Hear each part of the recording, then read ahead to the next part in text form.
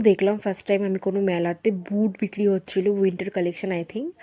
But এখানে এই দোকান থেকে আমরা অনেক কিছু নিয়েছি। এখান থেকে আমার ভাই এখানে দেখছিল বাক্স, বাট ও একটা খুব সুন্দর পেনদানি নিয়েছে। আর এটা চুড়ির দোকানও অনেকদিন পর দেখে খুবই ভালো লাগলো।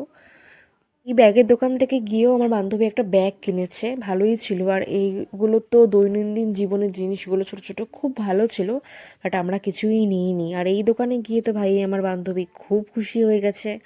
আমার বান্ধবী গিয়ে একদম সোফাতে বসে পড়েছে। ওর এতই ভালো লেগেছে যে কি বলবো, আমি আর কিছু বলার নাই এখানে। ওর আমি কিছু ফটো তুলে দিলাম, এই দেখো বসে পড়েছে, খুব খুশি হয়ে গেছে সোফাতে বসে। আর এইটা হচ্ছে একটা দোকান যেখান থেকে আমার বান্ধবী কিছু ঠাকুরের জন্য জামা কাপড় নিয়ে নিল।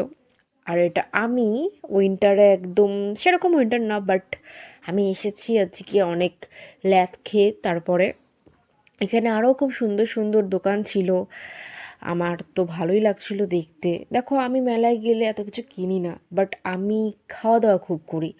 এখানে আমার ভাই আর আমার আমার বান্ধবীকে নিয়ে এসেছিলাম।